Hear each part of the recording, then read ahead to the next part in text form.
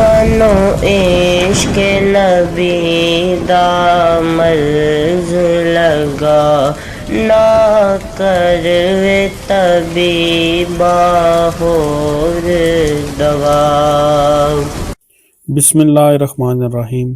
میرے پیارے بہنوں اور بھائیوں، آج ہم آپ کو حضرت جنید بغدادی رحمۃ اللہ تعالی کی زندگی کے بارے میں بتائیں گے۔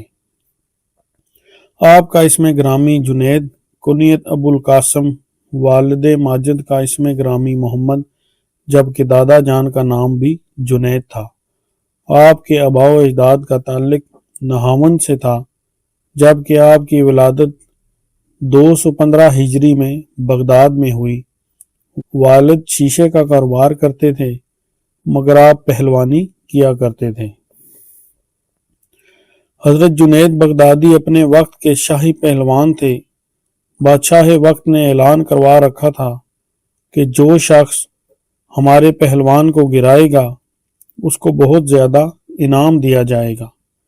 سادات کے گھرانے کا ایک آدمی بہت کمزور اور غریب تھا، نان شبینہ کو ترستا تھا۔ اس نے سنا کہ وقت کے بادشاہ کی طرف سے اعلان ہو رہا ہے کہ جو ہمارے پہلوان کو گرائے گا ہم اسے بہت زیادہ انعام دیں گے۔ اس نے سوچا کہ جنید کو رستم زماں کہا جاتا ہے، میں اسے گرا تو نہیں سکتا، مگر میرے گھر میں غربت بہت زیادہ ہے، مجھے پریشانی بھی بہت ہے اور میں سادات میں سے ہوں، اس لیے کسی کے آگے جا کر اپنا حال بیان بھی نہیں کر سکتا۔ چلو میں مقابلہ کی کوشش تو کرتا ہوں۔ چنانچہ اس نے حضرت جنید بغدادی سے کشتی لڑنے کا اعلان کر دیا۔ وقت کا بادشاہ بہت حیران ہوا کہ اتنے بڑے پہلوان کے مقابلے میں ایک کمزور سا آدمی۔ بادشاہ نے اس شخص سے کہا کہ تو شکست کھا جائے گا۔ اس نے کہا کہ نہیں، میں کامیاب ہو جاؤں گا۔ چنانچہ مقابلے کا دن متعین کر دیا گیا۔ بادشاہ بھی کشتی دیکھنے کے لیے آیا۔ جب دونوں پہلوانوں نے پنجہ آزمائی شروع کی تو وہ سید صاحب کہتے ہیں، جنید تو رستم زماں ہے، تیری بڑی عزت ہے، تجھے بادشاہ سے روزینہ ملتا ہے، لیکن دیکھ لے میں سادات میں سے ہوں، میرے گھر میں اس وقت پریشانی اور تنگی ہے۔ آج اگر تو گر جائے تو تیری عزت پر وقتی طور پر حرف آئے گا، لیکن میری پریشانی دور ہو جائے گی۔ اس کے بعد کشتی لڑنا شروع کر دی۔ حضرت جنید بغدادی حیران تھے، اگر چاہتے تو بائیں ہاتھ کے ساتھ اس کو نیچے پٹک سکتے تھے، مگر اس نے نبی اکرم صلی اللہ علیہ وآلہ وسلم کی قرابت کا واسطہ دیا تھا۔ یہ محبوب صلی اللہ علیہ وآلہ وسلم کی نسبت تھی جس سے حضرت جنید کا دل پسیج گیا تھا۔ دل نے فیصلہ کیا کہ جنید اس وقت عزت کا خیال نہ کرنا، تجھے محبوب کے ہاں عزت مل جائے تو تیرے لیے یہی کافی ہے۔ چنانچہ تھوڑی دیر پنجہ آزمائی کی اور اس کے بعد حضرت جنید خود ہی چت ہو گئے اور وہ کمزور آدمی ان کے سینے پر بیٹھ گیا اور کہنے لگا، میں نے اس کو گرا لیا۔ بادشاہ نے کہا، اس ہار کی کوئی وجہ بن گئی ہوگی، لہٰذا دوبارہ کشتی کروائی۔ چنانچہ دوبارہ کشتی ہوئی۔ حضرت جنید بغدادی خود ہی گر گئے اور اسے اپنے سینے پر بٹھا لیا۔ بادشاہ بہت ناراض ہوا۔ اس نے حضرت جنید کو بہت زیادہ لعن طعن کی، حتیٰ کہ اس نے کہا کہ جی چاہتا ہے کہ جوتوں کا ہار تیرے گلے میں ڈال کر پورے شہر میں گھماؤں، تو اتنے کمزور آدمی سے ہار گیا۔ آپ نے وقتی ذلت برداشت کر لی۔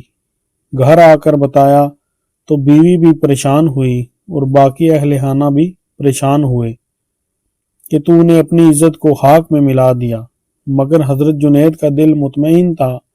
رات کو سوئے تو خواب میں اللہ کے محبوب صلی اللہ علیہ وآلہ وسلم کی زیارت نصیب ہوئی۔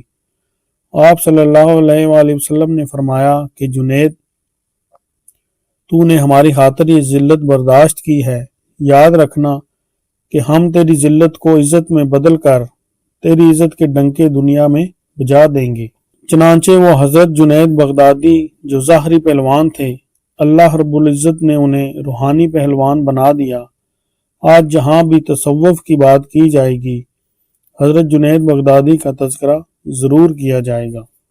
ایک دفعہ کسی نے حضرت جنید بغدادی سے توبہ کے بارے میں سوال کیا تو آپ نے فرمایا، توبہ میں یہ 3 باتیں ہونی چاہیے: ندامت، اس بات کا مصمم ارادہ کہ آئندہ خدا کی مرضی کے خلاف کوئی کام نہ کریں گے، اور تیسرا ماضی میں کیے گئے گناہوں کے نہ کرنے کا خیال۔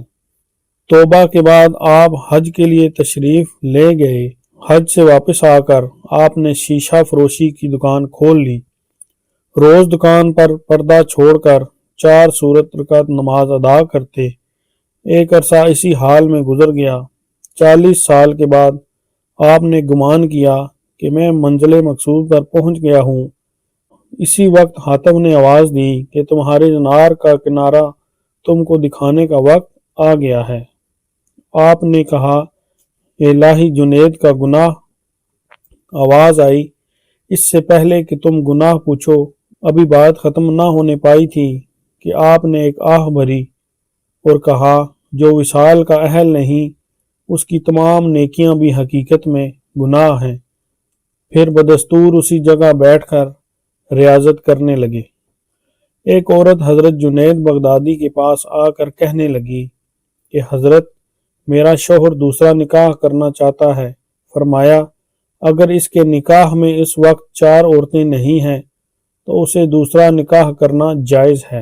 عورت بولی، حضرت، اگر غیر مردوں کو عورتوں کی طرف دیکھنا جائز ہوتا تو میں اپنا چہرہ کھول کر آپ کو دکھاتی تاکہ آپ مجھے دیکھ کر بتاتے کہ جس شخص کے نکاح میں میری جیسی صاحب جمال عورت ہو اسے میرے سوا دوسری عورت سے نکاح کرنا لائق ہے۔ حضرت جنید بغدادی نے عورت کی یہ بات سن کر ایک نعرہ مارا اور رونے لگے، اور اس کا سبب پوچھنے پر بتایا کہ میرے ذہن میں یہ خیال آیا کہ حق تعالیٰ فرماتا ہے، اگر دنیا میں کسی کو مجھے دیکھنا جائز ہوتا تو میں اپنے جمال سے حجاب اٹھا کر اس پر ظاہر ہو جاتا تاکہ وہ مجھے دیکھے۔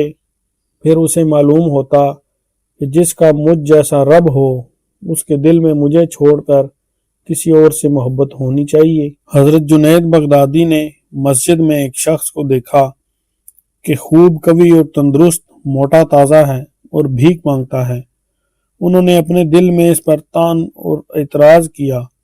رات کو خواب میں دیکھا کہ کوئی مردے کا گوشت کھانے کو کہتا ہے اور انکار پر کہتا ہے کہ کیا تم نے اس کی غیبت کر کے مردے کا گوشت نہیں کھایا؟ انہوں نے کہا، میں نے تو اس کو کچھ نہیں کہا۔ جواب ملا کہ غیبت دل میں نہیں ہوتی بلکہ اول تو دل ہی میں پیدا ہوتی ہے۔ آپ بیدار ہو کر چلے معاف کرانے کے لیے۔ اس شخص نے آپ کو آتے دیکھ کر دور ہی سے آیت پڑھی۔ ترجمہ، وہی ہے جو قبول کرتا ہے توبہ اپنے بندوں کی، اور پھر فرمایا کہ پھر ایسا نہ کرنا۔ حضرت ابو بکر العطار فرماتے ہیں کہ میں کچھ اپنے حضرات کے ساتھ حضرت جنید کے پاس ان کی وفات کے وقت میں حاضر ہوا جبکہ آپ بیٹھ کر نماز پڑھ رہے تھے۔ جب آپ سجدہ کرنا چاہتے تو اپنے پاؤں سمیٹ لیتے تھے۔ آپ کی یہی حالت رہی حتیٰ کہ آپ کے پاؤں سے روح نکل گئی۔ جب اس کو حرکت دینا مشکل ہو گیا تو انہوں نے اپنی ٹانگیں سیدھی کر کے نماز پڑھنا شروع کر دی حتیٰ کہ آپ کی ٹانگوں میں ورم ہو گیا۔ جب آپ کی اس تکلیف کو آپ کے بعض ساتھیوں نے دیکھا تو کہا کہ اے ابو القاسم، یہ کیا ہے؟ فرمایا، یہ اللہ کی نعمتیں ہیں۔ پھر اللہ اکبر کہہ کر نماز شروع کر دی۔ پھر جب یہ اپنی نماز سے فارغ ہوئے تو آپ سے حضرت ابو محمد حریری نے فرمایا کہ اے ابو القاسم، کاش آپ لیٹ جاتے۔ آپ نے فرمایا، اے ابو محمد، یہی وقت ہے جانے کا۔ پھر اللہ اکبر کہہ کر نماز شروع کر دی۔ آپ کی یہی حالت رہی حتیٰ کہ وفات ہو گئی۔ وفات کا وقت قریب آیا تو آپ کی زبان پر اللہ کا ورد جاری تھا۔ آخری سانس میں آپ نے بسم اللہ الرحمن الرحیم پڑھی اور ہمیشہ کے لیے دنیا سے پردہ کر کے خدا سے جا ملے۔ 27 رجب 297 ہجری کو آپ کا وصال ہوا۔ اس دن بغداد پر ایک بے کراں سے سناٹے کا راج تھا۔ ہر شخص جہاں جس حالت میں بھی تھا عقیدت سے دوڑ کر آپ کے جنازے میں شریک ہوا۔ میرے پیارے بہنوں اور بھائیوں، اگر آپ کو ہماری ویڈیوز پسند ہیں تو انہیں لائک کیجئے، شیئر کیجئے اور ہمارے چینل اسلامک ورلڈ کو سبسکرائب کیجئے۔ شکریہ۔